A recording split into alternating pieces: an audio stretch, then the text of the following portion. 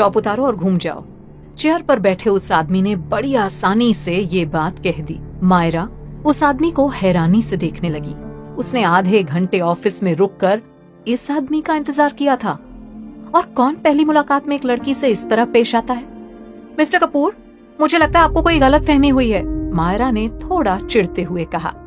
ये सुनकर ईशान ने फाइल पर से नजर हटाकर डेस्क के सामने खड़ी लड़की को देखा।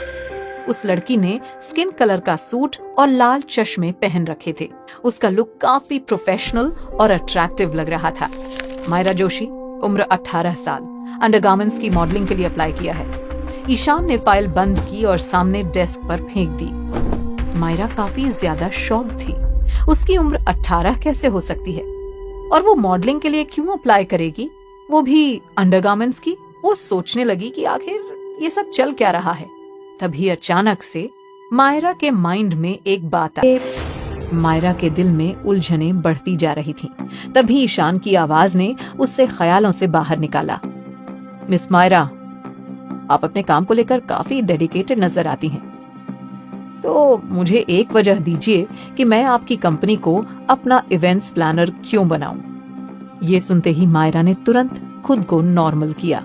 फिर उसने बड़े प्यार से कहा, मिस्टर कपूर, अगर आप हमारी कंपनी के वीआईपी कस्टमर बनते हैं तो आपको खुद के लिए एक परफेक्ट वाइफ ढूंढने में बिल्कुल परेशानी नहीं आएगी। हम आपकी हर जरूरत का ख्याल रखेंगे। मिस मायरा, आप मुझे बस अपनी मीठी मीठी बातों से मनाना चाहती हैं, ईशान ने उससे बीच में ही टोककर कहा। मायरा को ये बहुत अजीब लगा। मायरा ने अपने चेहरे पर मुस्कान बरकरार रखी।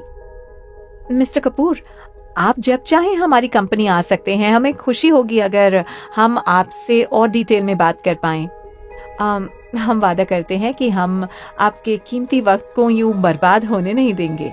ठीक उसी वक्त ईशान अपनी चेयर से उठकर खड़ा हुआ। उसकी हाइट काफी अच्छी थी। वो मुस्कुराते हुए मायरा के पास गया। मायरा ने भी अपना सिर ऊपर उठाया और ईशान की आंखों में देखा। ईशान की हाइट की वजह से मायरा खुद को उसके सामने छोटा फील करने लगी थी। वहीं ईशान लगातार उसे ही घूरे जा रहा था। मुझे लगा कि तुम अपनी बॉडी से मुझे इम्प्रेस करोगी। क्या? मायरा की आंखें गुस्से से लाल होने लगी। उसे उम्मीद नहीं थी कि ये लड़का इस कदर बदतमीजी करेगा। चाहे मायरा की कंपनी के लिए ये डील कितनी भी जरूरी क्यों न हो, पर वो अपने जिस्म का सौदा कभी नहीं करेगी। ईशान ने भी नोटिस किया किस तरह मायरा का चेहरा धीरे धीरे लाल हो रहा था। ऑफिस का माहौल अचानक से काफी शांत और सीरियस हो गया। मायरा को बहुत अजीब फील हो रहा था। वो इस तरह ईशान की मनमानी चलने नहीं दे सकती थी। इसलिए मायरा ने एक कदम पीछे लिया और कॉन्फिडेंट होकर कहा, मिस्टर कपूर, मैंने वो एप्लीकेशन फॉर्म नहीं भरा है। मुझे माफ कीजिएगा अगर मेरी वजह से आपको कोई गलतफहमी हुई हो तो। इतना कहते ही मायरा पीछे मुड़ी और वहां से चली गई। ईशान चुपचाप खड़ा मायरा को जाते हुए देख रहा था। अचानक से उसके चेहरे पर सीरियसनेस आ गई। मिस मायरा, क्या हम पहले कभी मिले हैं? ईशान ने पूछा।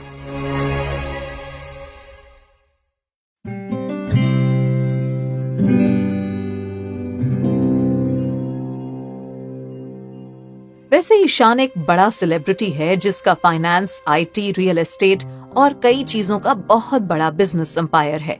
वो वर्ल्ड का सबसे यंगेस्ट एंटरप्रेन्योर भी है। मायरा का दिल उसके सामने तेजी से धड़क रहा था। उसको ईशान के साथ बिताई वो रात याद आ रही थी। वो सब याद करके उसका शरीर बर्फ की तरह ठंडा हो गया था। मायरा पूरी तरह से श्योर नहीं थी कि उस रात वो लड़का ईशान ही था, पर दिमाग कह रहा था कि वो ईशान ही है। ईशान ने उसे याद दिलाते हुए कहा, 6 साल पहले मायरा। ईशान ने उसकी बाहों को मजबूती से पकड़ लिया। मायरा को उसका इस तरह से उसे टच करना बिल्कुल भी अच्छा नहीं लगा। उसे वही पुराना सब कुछ याद आ रहा था। उसने अपने आप को ईशान की मजबूत पकड़ से छुड़वाया और वहां से पीछे हट गई। मायरा को बहुत गुस्सा आ रहा था, पर वो कुछ कर नहीं सकती थी। ईशान के चेहरे पर एक अजीब मुस्कान थी। मायरा ने उससे गुस्से से बोला, ईशान, थोड़ा तमीज से रहो और अपनी लिमिट्स क्रॉस मत करो। ईशान की नजर मायरा की घड़ी पर पड़ती है, जो कि एक जेंट्स घड़ी थी और वो मायरा की कलाई पर अच्छी नहीं लग रही थी। तभी उसे याद आया कि कॉलेज के एंट्रेंस एग्जाम्स वाले दिन मायरा ने उससे टाइम पूछा था। तब ईशान ने अपनी घड़ी मायरा को दे दी थी। उस दिन अनिका ने मायरा की घड़ी पानी में फेंक दी थी।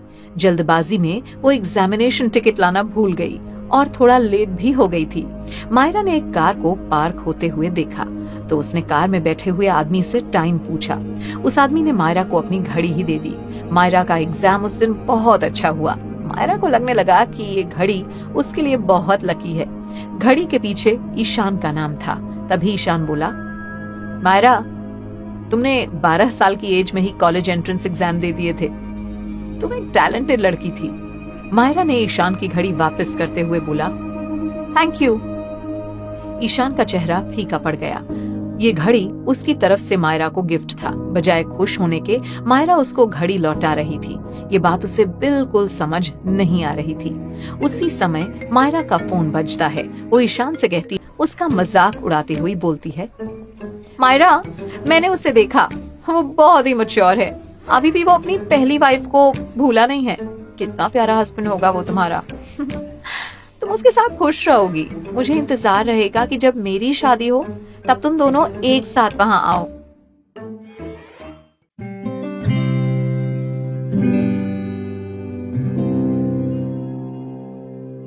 कुछ लोगों को दूसरों को दर्द देकर ही खुशी मिलती है।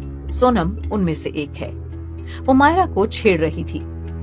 कुछ देर मायरा को परेशान करने के बाद वो मायरा की स्टेप मॉम दामिनी जोशी से कानों में धीरे से बोलती है, आंटी, आप मायरा को कितना प्यार करती हैं, जबकि वो आपकी खुद की बेटी नहीं है। मुझे भी आपके जैसे डाउट हुआ जब मुझे पता चला कि उसकी शादी से पहले एक बच्चा है। आपने मेरी कजिन के लिए जिसे पसंद किया है, उसको देखकर मुझे अच्छा लगा। वो आदमी मायरा के लिए बेस्ट है। प्लीज मेरी शादी में आप सभी साथ में आना। हाँ। जब सोनम वहां से चली जाती है तो दामिनी मायरा को डांटते हुए कहती है, तुम्हारे स्कैंडल ने सब बर्बाद कर दिया। अभी सोनम की जगह तुम दुल्हन होती। अब तुम्हें एक और मौका मिला है। आज की ये डेट बहुत ही इंपॉर्टेंट है, इसको बेकार मत जाने देना। मैंने तुम्हें बहुत प्रॉब्लम्स के साथ बड़ा किया है। मेरे साथ कुछ अच्छा करने के बजाय तुमने हमारी रेप्यूटेशन बर्बाद कर दी। तो प्लीज इस बार कुछ गड़बड़ मत करना। उसके बाद दामिनी मायरा को एक लड़के से मिलवाती है। हाय आदित्य, यह है मेरी बेटी मायरा। मैं कोई झूठ नहीं कह रही हूँ, ये बहुत टैलेंटेड है।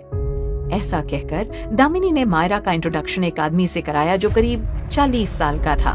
मॉम, मायरा ने अपनी माँ को आवाज दी। उसे वहां अनकंफर्टेबल फील हो रहा था।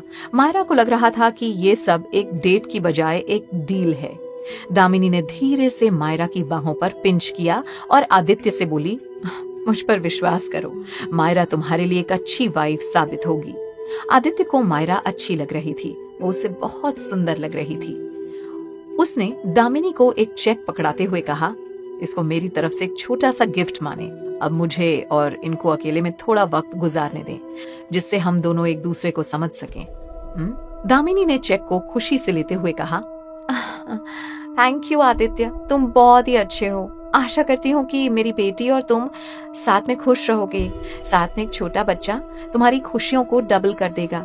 दामिनी के वहां से जाने के बाद मायरा को आदित्य के सामने बैठना पड़ा। इससे पहले कि वो थोड़ा रिलैक्स होती, उसे अपने लैप पर कोई टच सा महसूस हुआ। उसने अपना सिर ऊपर किया और आदित्य को देखा। उसके होंठों पर एक अजीब सी मुस्कान थी। मायरा को गुस्सा आ रहा था। वो उठकर वहां से जाने के लिए तैयार हो गई। आदित्य ने उसे रोकते हुए कहा, अरे रुको, मैंने तुम्हारे लिए रुपए दिए हैं। तुम्हें यहाँ से जाने की इतनी भी क्या जल्दी है? मुझे चैलेंज मत करो, मैं बहुत देर तक अच्छे होने का नाटक नहीं कर सकता। मायरा जोर से चिल्लाते हुए बोली, आदित्य, अपनी औकात में रहो। बिजनेस फील्ड में तुम्हारा बहुत नाम है। लोगों के बीच इस तरीके से गलत हरकत मत करो। ये सब सुनकर आदित्य को अचानक से याद आया कि वो इस समय कहाँ पर है। वो मायरा को हाथ पकड़कर कैफे के बाहर ले गया और बोला, चलो होटल चलकर टाइम एंजॉय करते हैं। मायरा ने उससे बचने की बहुत कोशिश की, पर आदित्य ने उसका हाथ इतना टाइट पकड़ा था कि वो अपने आप को छुड़ा नहीं पा रही थी।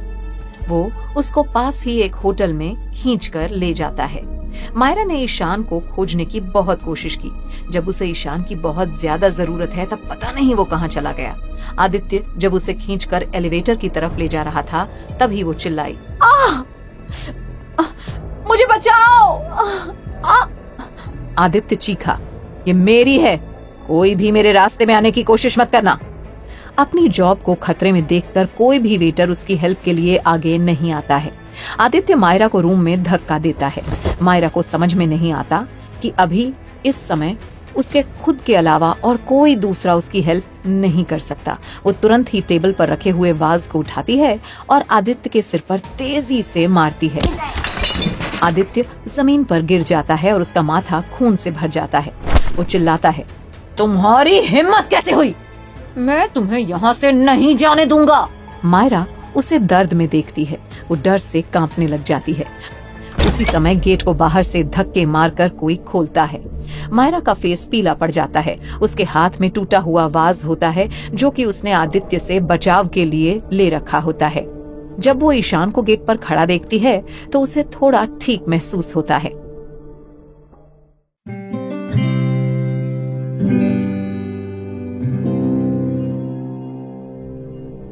घबराहट के मारे मायरा के चेहरे का रंग उतर चुका था। उसने हाथ में टूटे हुए वाज को कसकर पकड़ रखा था। जब मायरा ने देखा कि कमरे में आने वाला आदमी कोई और नहीं ईशान कपूर है तो वो चौंक गई। कॉफी शॉप के बाहर ईशान को उसका एक बिजनेस फ्रेंड मिल गया था। जब वो दोनों अंदर केबिन में बैठकर बात कर रहे थे तब ईशान ने खिड़की से देखा कि आदित्य मायरा को जबरदस्ती होटल के कमरे की ओर ले जा रहा था। ईशान तुरंत उनके पीछे चला गया। कमरे में पहुंचने के बाद वो भी काफी ज्यादा शॉक्ड था। उसे बिल्कुल उम्मीद नहीं थी कि मायरा जैसी नाजुक दिखने वाली लड़की इस तरह खुद के लिए स्टैंड लेगी। उसके कपड़े फटे हुए थे जिससे ब्लैक कलर की ब्रा स्ट्रैप नजर आ रही थी। ब्लैक कलर उसकी स्नो व्हाइट स्किन पे काफी निखर के दिखाई दे रहा था। मिस मायरा, वाज को नीचे रख दो, ईशान ने धीमे से कहा। मायरा अभी भी काफी डरी हुई थी। जब उसने ईशान की आवाज सुनी तो अचानक से उसके हाथ कांप उठे और वो वाज नीचे गिर के टूट गया। कहीं आदित्य मर तो नहीं गया? मायरा के माइंड में सबसे पहले यही ख्याल आया। अगर आदित्य को कुछ भी हुआ तो मायरा के ऊपर मर्डर करने के चार्जेस लग जाएंगे। फिर उसके बच्चों का क्या होगा? ईशान ने तुरंत अपना कोट उतारा और मायरा की बॉडी को ढक दिया। फिर नीचे झुककर उसने आदित्य के गले पर उंगली रखी और पल्स चेक की। दूसरे हाथ से उसने अपना फोन निकाला और पहले इमरजेंसी हेल्पलाइन को कॉल किया, फिर होटल के मैनेजर को। आदित्य सिंह को तुरंत हॉस्पिटल ले जाया गया और होटल वालों ने इस बात का ध्यान रखा कि मीडिया में ये खबर न फैले। मायरा की बेचैनी शांत होने का नाम ही नहीं ले रही थी। उसकी पूरी बॉडी कांप रही थी। चलो यहाँ से, ईशान ने अजीब तरीके से कहा। मायरा चुपचाप खड़ी हुई और वीआईपी एरिया से होते हुए होटल से बाहर निकल गई। वहाँ से निकलने के बाद मायरा ईशान को उसका कोट वापस करना चाहती थी पर ईशान ने साफ मना कर दिया। अभी कोट पहने रखो। मायरा के पास उसकी बात मानने के अलावा कोई चारा नहीं था। मायरा खुद की हरकत पर काफी हैरान थी। उसने आदित्य सिंह जैसे बड़े बिजनेसमैन के सिर पर वाज दे मारा था। उसके छोटे छोटे बच्चे हैं, वो इतनी लापरवाह कैसे हो सकती है? सॉरी पर हमें आज का डिनर कैंसिल करना पड़ेगा, मायरा ने धीमी सी आवाज में कहा। या फिर कैसा रहेगा कि आगे से हम रोज साथ में डिनर कर पाएं? ईशान की बातों से उसके इरादे साफ थे। मायरा के चेहरे पर कंफ्यूज सा लुक बन गया। आखिर में ईशान ने अपने मन की बात कह डाली। मैं तुमसे शादी करना चाहता हूँ। बाहर सूरज की हल्की सी धूप जब ईशान पर पड़ी तो उसकी बॉडी चमक उठी। सच में मायरा ने आज तक उसके जितना हैंडसम और परफेक्ट लड़का नहीं देखा था। मायरा ईशान को निहारे जा रही थी कि उसके ध्यान में आया, शादी? ऐसा कभी नहीं हो सकता। मायरा को समझ नहीं आ रहा था कि ये सब क्या चल रहा है। वो तुरंत बोल पड़ी, मिस्टर कपूर, मैं अब चलती हूँ। वो पीछे मुड़कर जा रही थी कि उसे ईशान की आवाज सुनाई दी। तुम तो शादी के लिए लड़का ढूंढ रही थी ना? अब ईशान को कहाँ पता था कि सिर्फ अपनी सौतेली माँ को खुश करने के लिए मायरा को एक अनजान लड़के से मिलने आना पड़ा था। पर उसी इंसान ने पैसों के दम पर उसके साथ बदसलूकी करनी चाहिए। यही सब सोचते हुए मायरा ने अपनी नजरें उठाई और ईशान की तरफ देखा। ईशान भी तो अमीर और पावरफुल है, फिर उसने मायरा के साथ ऐसा कुछ क्यों नहीं किया? वो तो इतने अच्छे से उसके साथ पेश आ रहा है। अब तुम मुझसे शादी क्यों करना चाहते हो? मायरा ने हिचकिचाते हुए पूछा, जिस पर ईशान ने अजीब तरीके से जवाब दिया, मुझे बस अपने लिए एक बीवी चाहिए। ईशान के एक्सप्रेशंस बिल्कुल नॉर्मल थे। उसका मानना था कि शादी प्यार के लिए नहीं बल्कि अपनी जरूरतों के लिए की जाती है। मायरा जानती थी कि उसके मन में ईशान के लिए कोई फीलिंग्स नहीं है, पर हर लड़की का यही सपना होता है कि वो दुल्हन की तरह तैयार हो और एक अच्छे से लड़के से शादी करे। मायरा खुद एक वेडिंग प्लानर थी और ये बात उससे बेहतर कौन जानता था कि बहुत सारे लोग सिर्फ नाम के लिए शादी करते हैं, न कि प्यार व्यार के चक्कर में। तो कल सुबह 9 बजे सिविल कोर्ट के बाहर मिलते हैं। ईशान की बात से ऐसा लग रहा था जैसे वो उसे ऑर्डर दे रहा हो। अपनी बात खत्म करते ही ईशान ने कार स्टार्ट की और वहाँ से निकल गया। मायरा समझ चुकी थी कि ईशान कितना डोमिनेटिंग नेचर का है। इस लड़के ने यूं आसानी से मायरा की किस्मत डिसाइड कर ली। ऐसे लड़के से शादी करना जो शायद उसके बच्चे का बाप हो सकता है, ये फैसला आगे चलकर सही साबित होगा या गलत।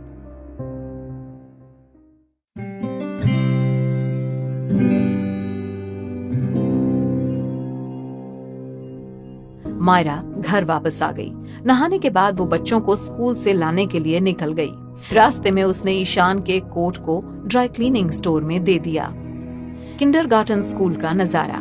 दोनों बच्चे अपनी माँ को देखते ही भागते हुए आए और गले लगा लिया। मम्मी, आप आ गई। पीहू की आंखों में अलग सी चमक थी। उसका चेहरा मायरा से काफी मिलता जुलता था। पता है मम्मी, आयुष मुझे पसंद करता है और उसने मुझे अपनी फीलिंग्स शेयर की, पर ना मैं अभी उसे अपना बॉयफ्रेंड नहीं बना सकती हूँ। सच में प्यार करने वालों को कितनी प्रॉब्लम्स फेस करनी पड़ती हैं, है ना? मायरा ने अपनी बेटी के बाल सहलाते हुए पूछा, पीहू तुम्हारी उम्र ही क्या है जो तुम्हें प्यार की बातें पता हो?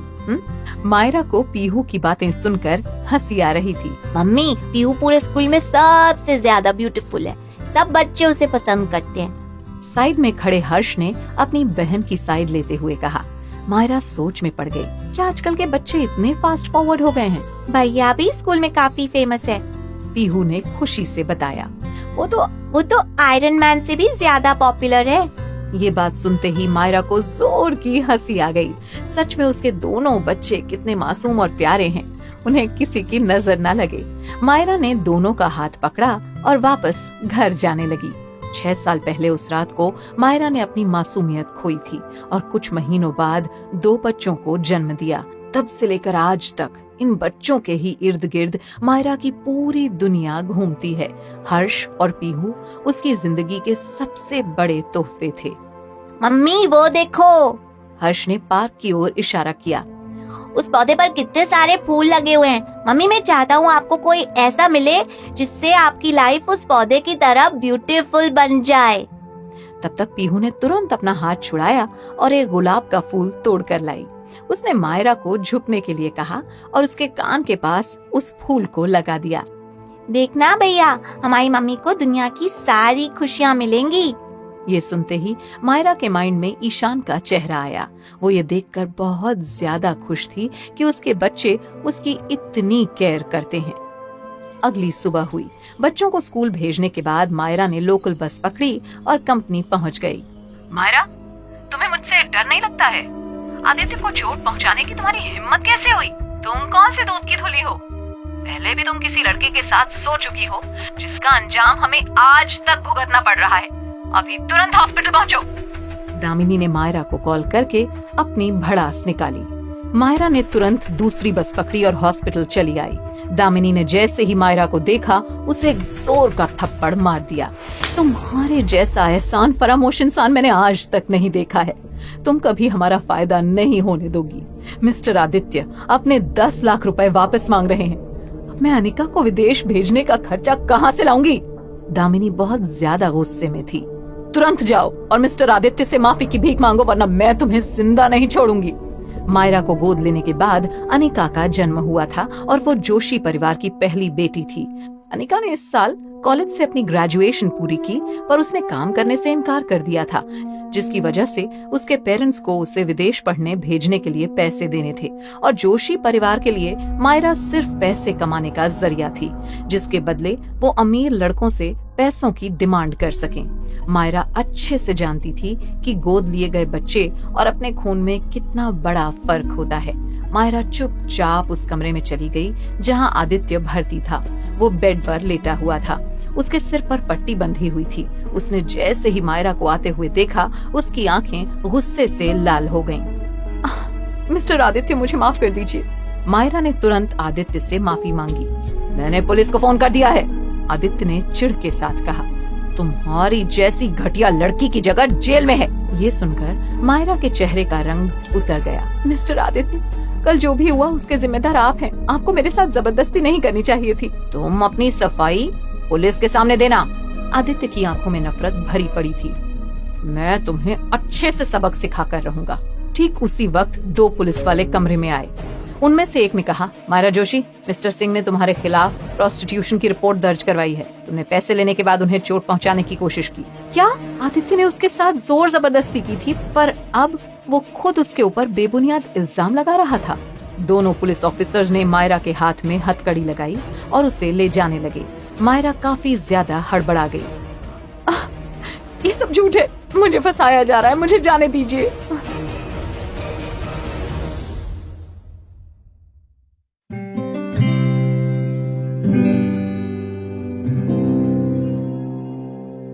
सारी प्रोस्टिट्यूट्स ये कहती हैं कि उनके साथ जबरदस्ती की गई, लेकिन तुम उन सब से अलग हो। तुम कह रही हो कि तुम्हें फंसाया जा रहा है। दूसरे पुलिस वाले ने मायरा का मजाक उड़ाते हुए कहा। जब पुलिस मायरा को ले जा रही थी, तब उसने दामिनी से कहा, मॉम, सच में कोई गलतफहमी हुई है। लेकिन दामिनी ने उसकी बात को नजरअंदाज करते हुए पुलिस से कहा, सर, आप इसे अच्छे से सबक सिखाना। अगर जरूरत पड़े तो आप इसे मार भी सकते हो। एक पल के लिए मायरा की धड़कनें थम सी गईं। उसने आदित्य को गुस्सा दिलाया था और इसका ये मतलब था कि वो अब अपनी माँ के किसी काम की नहीं रही। मायरा ने एक शब्द नहीं कहा और अपना मुंह बंद कर लिया। पुलिस मायरा को पुलिस स्टेशन लेकर आई।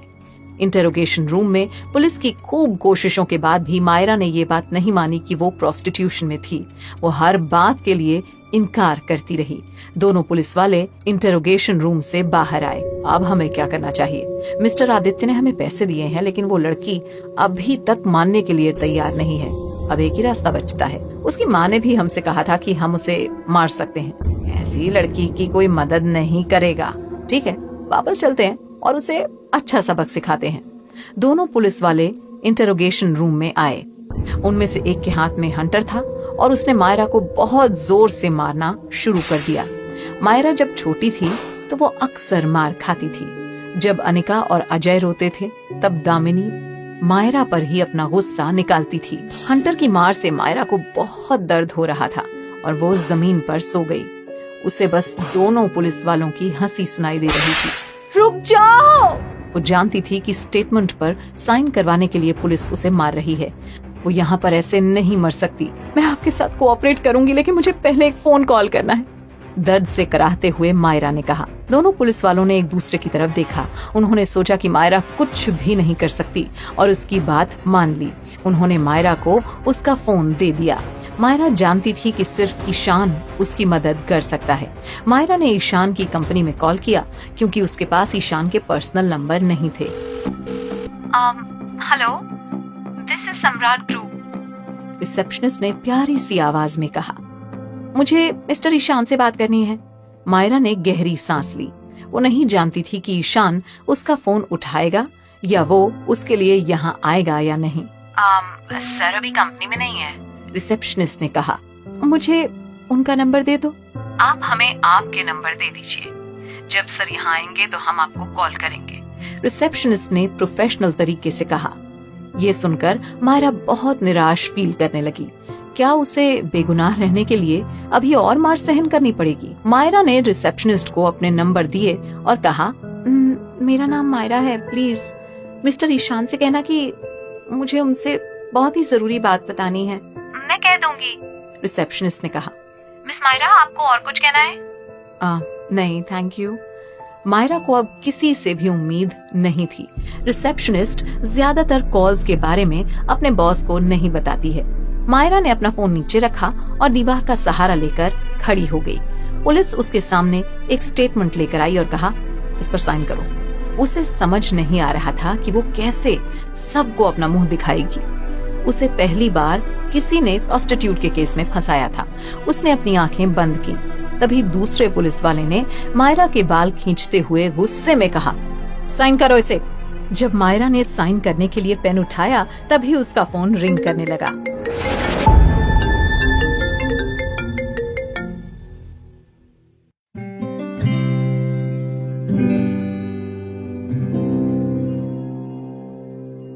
मायरा ने जल्दी से वो कॉल पिक किया। उसकी उंगलियां लगातार कांप रही थीं। फोन पर उसने एक अनजानी सी आवाज सुनी, मिस मायरा, क्या आप घर खरीदने के लिए लोन लेना चाहती हैं?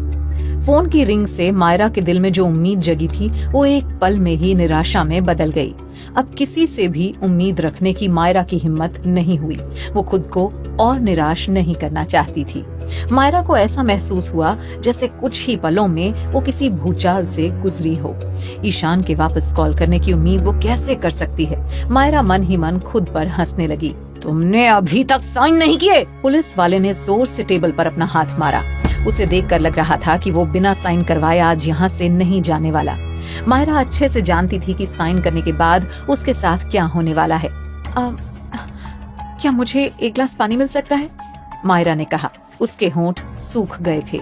ये साइन करने में टालमटोल कर रही है, दूसरे पुलिस वाले ने गुस्से में कहा। पहले पुलिस वाला उसके लिए एक पानी का गिलास लाने बाहर गया और कहा, उसे पानी पीने दो, वो हमसे बचकर नहीं जा सकती। मायरा ने जोर से पानी का गिलास पकड़ा और पानी पीने लगी। अचानक मायरा ने धीरे से कहा, आज मैं बाहर नहीं जा सकती, मुझे बस सच सुनना है। क्या मुझे प्रोस्टिट्यूशन में फंसाने के लिए आदित्य भी तुम्हारे साथ हैं? तो क्या आप? अब तक वो पुलिस वाला पेशेंस खो चुका था। जल्दी करो, जल्दी से साइन करो, हमें अभी नाश्ता भी करना है। मायरा ने पेन उठाया और कहा, ठीक है, मैं साइन कर रही हूँ। मायरा के साइन करने के बाद दूसरे पुलिस वाले ने मुंह बनाते हुए कहा, बहुत अच्छे, तुम अब भी हमारी हिरासत में हो और तुम्हें फैसले का इंतजार करना होगा। मायरा ने कुछ नहीं कहा। उसी समय मायरा का फोन फिर से बजा। मायरा ने फोन की तरफ देखा। फोन की स्क्रीन पर एक अनजाना नंबर था। उसने वो फोन नहीं उठाया। दोनों पुलिस वाले इंटरोगेशन रूम से बाहर आए और आदित्य को बताया, मिस्टर सिंह, आपका काम हो गया। मायरा को एक बार फिर उसी नंबर से कॉल आया। इस बार उसने फोन उठा लिया। मिस मायरा, ये ईशान था। वो जानी पहचानी आवाज कल की तरह ही अट्रैक्टिव थी और वो मायरा के कानों में गूंजने लगी। ईशान की आवाज सुनकर मायरा की पूरी बॉडी कांपने लगी। ये ईशान था, ये सच में वही था। उसने मायरा को दोबारा कॉल किया। मायरा को ऐसा महसूस होने लगा जैसे वो नर्क से वापस बाहर आ गई हो। उसे लगने लगा कि उसकी किस्मत सच में अच्छी है। उसने धीरे से कहा, मिस्टर कपूर, मैं पुलिस स्टेशन में हूँ। एक पल के लिए ऐसा लगने लगा जैसे सब कुछ थम गया हो। मायरा नहीं जानती थी कि ईशान उसके लिए पुलिस स्टेशन आएगा भी या नहीं। मैं अभी वहाँ पहुँचता हूँ, इतना कहकर ईशान ने कॉल कट कर दिया। मायरा के लिए ये सब कुछ सपने जैसा था। क्या उसने सच में ऐसा कहा कि वो पुलिस स्टेशन आएगा? शायद अकेले रहने की वजह से मायरा ने दूसरों से मदद की उम्मीद ही छोड़ दी थी। ये पहली बार था जब उसने किसी से मदद मांगी हो। ईशान ने तब मायरा को कॉल किया जब उसने सारी उम्मीदें छोड़ दी। जब ईशान इंटरोगेशन रूम के दरवाजे पर आया तो मायरा के लिए वो किसी भगवान से कम नहीं था। उसने देखा कि मायरा की पूरी बॉडी पर घाव हैं। हंटर की मार से उसके कपड़े फट चुके थे। उसकी बॉडी पर खून के निशान थे। उसके खूबसूरत चेहरे पर सूजन थी। इस समय मायरा कितना भी एम्बैरेस्ड फील कर रही हो, लेकिन ईशान को देखकर उसकी आंखों में एक अलग ही चमक आ गई थी। जब ईशान ने मायरा की ये हालत देखी तो उसकी आंखें गुस्से से लाल हो गईं। मायरा ईशान को देख रही थी। उसने सूट पहन रखा था और वो बहुत हैंडसम दिख रहा था। इस समय उन दोनों की हालत एक दूसरे से बहुत अलग थी। ईशान मायरा के पास गया और अपना हाथ आगे बढ़ाया। मायरा ने ईशान का हाथ देखा और अपना हाथ ईशान के हाथ में रख दिया।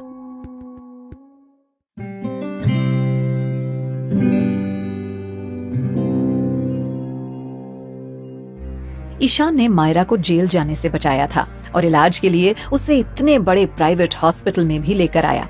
सच में ईशान का मायरा पे बहुत बड़ा एहसान था, पर इसका मतलब ये तो नहीं कि वो उसकी बॉडी को यूं लगातार घूरता रहेगा। मुझे दिखाओ तुम्हें कहाँ चोट लगी है। ईशान समझ गया कि मायरा उसके सामने शर्ट उतारने से हिचकिचा रही थी।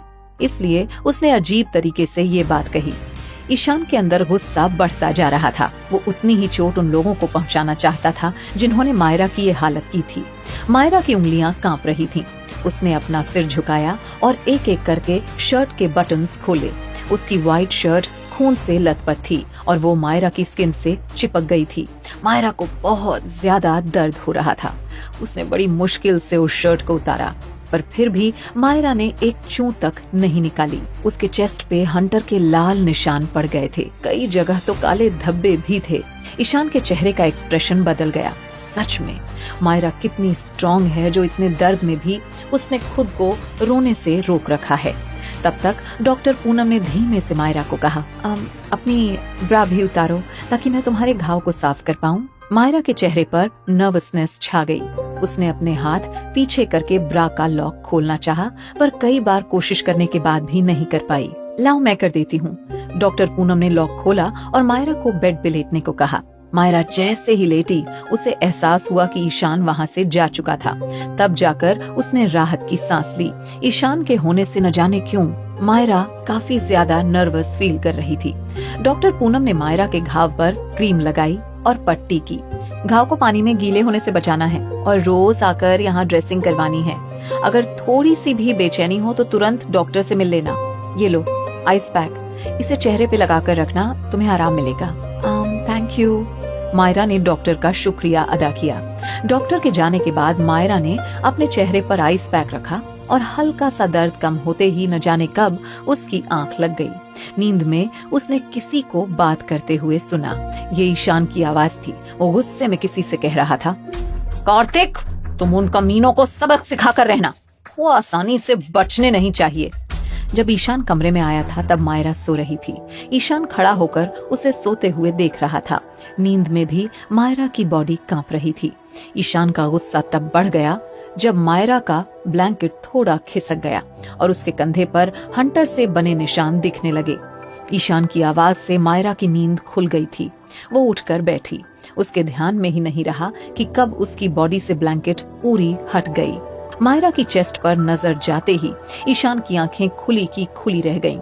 उसने पहले भी कई सारी मॉडल्स का इंटरव्यू लिया था, पर मायरा का चेस्ट साइज उनमें सबसे परफेक्ट था। ये बात कोई नहीं टाल सकता है कि मायरा कितनी ज्यादा अट्रैक्टिव थी। जब मायरा ने ईशान को यूं घूरते हुए देखा तब जाकर उसे ध्यान आया और उसने तुरंत खुद को ब्लैंकेट से ढक लिया। वो इतनी ज्यादा शर्मिंदा थी कि ईशान की तरफ देखने की उसकी हिम्मत तक नहीं हुई। फिर मायरा की नजर साइड में चेयर पर रखे कपड़ों पर गई। उसने तुरंत उन्हें पहन लिया। वो कपड़े काफी ढीले और सॉफ्ट मटेरियल के थे, जिसके टच होने से मायरा की चोट में जलन नहीं हो रही थी। अच्छा, अब मैं ऑफिस चलती हूँ, मायरा ने लो वॉइस में कहा। ईशान हैरान हो गया। इस लड़की को इतनी बुरी तरह से चोट लगी है और ये काम पर जाने की बात कह रही है। मुझे नहीं पता था कि मिस मायरा काम को लेकर इतनी डेडिकेटेड हैं। ईशान के चेहरे पर बने एक्सप्रेशन से ये बता पाना मुश्किल था कि वो मायरा को ताना मार रहा था या उसकी तारीफ कर रहा था। अब उसे क्या पता था कि मायरा के 2 छोटे बच्चे हैं जिन्हें उसे पाल पोस कर बड़ा करना है और सिंगल मदर होने की वजह से उसे औरों से ज्यादा मेहनत करनी पड़ती थी। थैंक यू आज मेरी हेल्प करने के लिए, मायरा ने ईशान की तरफ देखकर कहा। मायरा का चेहरा सूजा हुआ था और उसकी आंखें लाल थीं। ईशान आगे बढ़ा। उसकी हाइट ही ऐसी थी कि मायरा जैसी लड़की उसके सामने खुद को कॉन्फिडेंट फील न कर पाए। ईशान ने अजीब सी टोन में कहा, तुम मेरे साथ सिविल कोर्ट चलो। ईशान के मुंह से ये बात दोबारा सुनकर मायरा हैरान थी, पर इस बार वो अच्छे से जानती थी कि ईशान मजाक करने के मूड में नहीं था। अगर उसने ईशान का ऑफर ठुकरा दिया तो क्या वो पत्थर दिल नजर आएगी।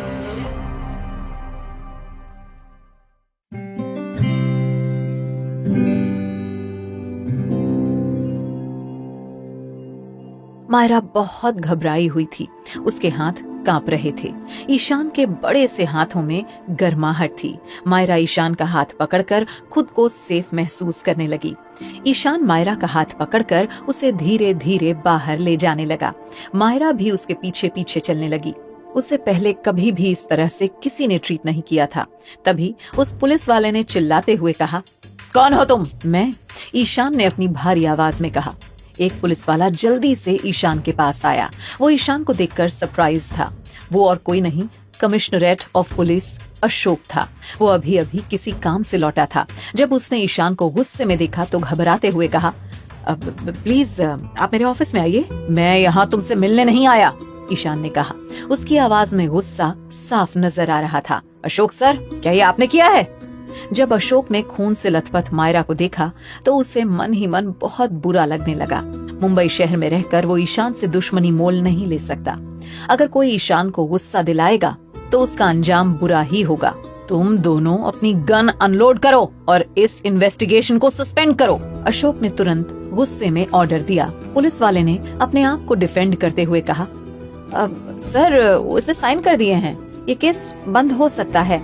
इसकी पावर की वजह से आप हमें ये इन्वेस्टिगेशन करने से नहीं रोक सकते। तुम्हें कुछ नहीं पता। अशोक को अपनी नौकरी की फिक्र थी। उसने जल्दी से मायरा से माफी मांगते हुए कहा, मुझे माफ करना, आपके ऊपर कोई केस नहीं है। मायरा ने कुछ नहीं कहा, वो बस उसे घूरने लगी। उसने अपना फोन निकाला और रिकॉर्डिंग सुनाई। आज मैं बाहर नहीं जा सकती, मुझे बस सच सुनना है। क्या मुझे प्रोस्टिट्यूशन में फंसाने के लिए आदित्य भी तुम्हारे साथ है? तो क्या, जल्दी से साइन करो, हमें अभी नाश्ता भी करना है।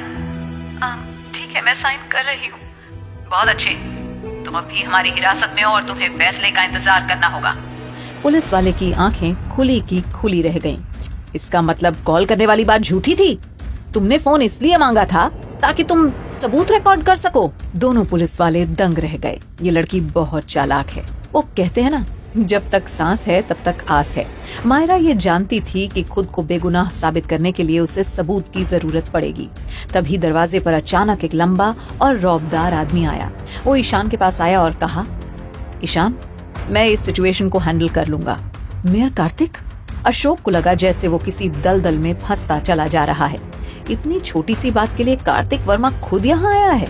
ईशान ने कार्तिक की बात मानी और मायरा से कहा, क्या तुम चल सकती हो? मायरा दंग थी। उसे समझ आ गया था कि ईशान उसके घाव के बारे में पूछ रहा है। इससे पहले मायरा कुछ बोलती, ईशान ने उसे मेयर के सामने ही अपनी गोद में उठा लिया। ईशान के बिहेवियर से सबको पता चल रहा था कि जो भी मायरा को नुकसान पहुंचाने की कोशिश करेगा, उससे पहले ईशान का सामना करना होगा।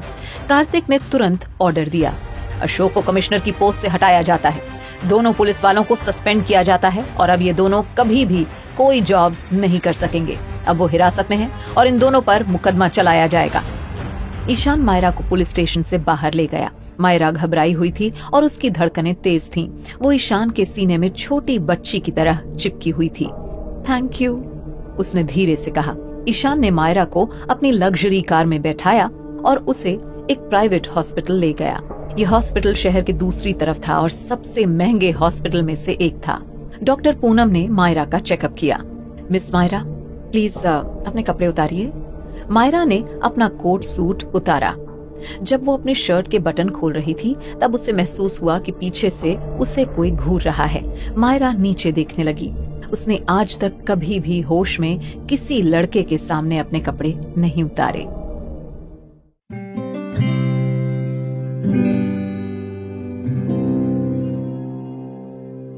हाँ, मायरा ने बड़े प्यार से कहा। उसकी टोन सुनकर किसी का भी मूड अच्छा हो जाता। ईशान की शादी करने की चाह की जो भी वजह हो, पर मायरा को अब पूरा भरोसा था कि ईशान के साथ होने से ही वो सेफ फील कर सकती है। मायरा और ईशान दोनों कार में बैठे और सिविल कोर्ट पहुंच गए। वहां जाकर मायरा ने कुछ नहीं किया, बस तस्वीरें खिंचवाईं और पेपर्स पर साइन किया और इसी के साथ दोनों की शादी हो गई। अब मायरा और ईशान कानूनी तौर पर हस्बैंड वाइफ थे और मायरा जोशी से मिसेस कपूर बन गई थी। पर वो मन ही मन जानती थी कि ये शादी फीलिंग्स को ध्यान में रखकर नहीं की गई है, बस अपने फायदे के लिए दोनों साथ आए हैं। मायरा सिविल कोर्ट से बाहर निकली। दोपहर के 2 बज रहे थे। सूरज की धूप से मायरा की बॉडी चमक रही थी। मुझे आज एक वेडिंग फंक्शन हैंडल करनी है, मायरा ने ईशान की तरफ देखकर कहा। इसलिए अब मैं चलती हूँ। मायरा ने टैक्सी पकड़ी और होटल के लिए निकल गई। ईशान मायरा को जाते हुए देख रहा था।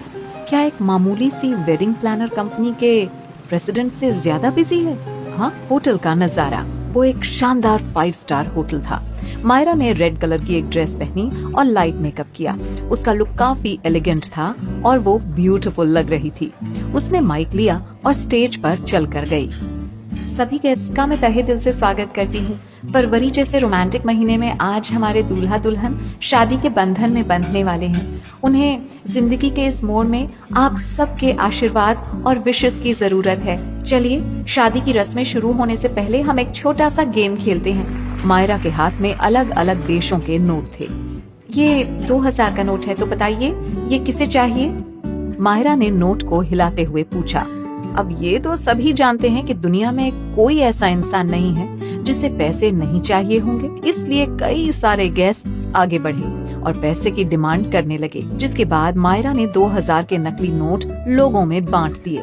फिर उसने एक दूसरा नोट लिया और कहा, अब मेरे हाथ में इंडोनेशिया का नोट है, तो बताइए कोई है जो अपने पैसे मुझसे एक्सचेंज करना चाहता है? देखा जाए तो मार्केट में अभी एक्सचेंज रेट चल रहा है 200 रुपए के बदले 2000 इंडोनेशियन नोट्स, और मेरे पास 20,000 इंडोनेशियन नोट्स हैं जिनकी वैल्यू अभी दिए गए 2000 रुपए के बराबर है। किसी भी गेस्ट ने हाथ नहीं उठाया। कोई अपनी इंडियन करेंसी इंडोनेशियन करेंसी से एक्सचेंज नहीं करना चाहता था। मायरा ने तुरंत वो नोट रखा और दूसरा नोट निकाला। इस बार उसके हाथ में यूएस डॉलर था। आप सभी इंडोनेशियन करेंसी से अनजान होंगे, पर यूएस डॉलर के बारे में तो सबको पता है। और आज का एक्सचेंज रेट है 2000 रुपए के बदले 22 यूएस डॉलर। इतना सुनते ही बहुत सारे लोगों ने अपने पैसे देकर डॉलर्स ले लिए। फिर मायरा ने यूरो निकाली। ये यूरोपियन करेंसी है। एक्सचेंज रेट है 2000 रुपए के बदले 25 यूरोस। और हाँ, मैं याद दिला रही हूँ, ये गेम का आखिरी राउंड है। लास्ट राउंड होने की वजह से अधिकतर लोगों ने अपने पैसे एक्सचेंज करवा लिए। गेम के खत्म होने से पहले मायरा ने सबकी तरफ देखकर पूछा, क्या ऐसा कोई भी है जिसने अभी तक अपने पैसे एक्सचेंज नहीं किए हैं? मैंने। पीहू की ही उम्र की एक बच्ची ने अपना हाथ उठाया, जिसके बाद मायरा ने बड़े प्यार से पूछा, तो बच्चा बताओ, आपने पैसे चेंज क्यों नहीं किए? उस छोटी सी बच्ची ने तुरंत जवाब दिया, मैं अपने पैसे क्यों बदलूं जब उनकी वैल्यू सेम ही है, और वैसे भी हम इंडिया में रुपए यूज करते हैं, इसलिए मुझे दूसरे कंट्रीज के पैसे नहीं चाहिए। ये जवाब सुनकर मायरा मुस्कुराने लगी। देखिए, इससे पता चलता है कि बच्चों की दुनिया कितनी सिंपल होती है ना? हम ये गेम सिर्फ मौज मस्ती के लिए खेल रहे थे। मुझे उम्मीद है कि आप सबको मजा आया होगा। चलिए, अब शादी का मुहूर्त हो गया है। हम भगवान से यही प्रे करते हैं कि जीवन में चाहे कितनी भी कठिनाइयां आए, पर ये जोड़ा हमेशा सही सलामत रहे। लड़का लड़की दोनों एक दूसरे का हाथ थामे रखें और हर प्रॉब्लम का सामना करें। अपने दिल में प्यार बरकरार रखें। कभी एक दूसरे को मुसीबत में अकेला न छोड़ें और पूरी जिंदगी खुश रहें। आखिर प्यार का मतलब ही होता है एक दूसरे की अच्छाई के साथ साथ बुराइयों को भी अपनाना। Thank you all. यहाँ आकर आज का दिन और ज्यादा खास बनाने के लिए। मायरा के इतना कहते ही पूरा मैरिज हॉल तालियों के शोर से गूंज उठा।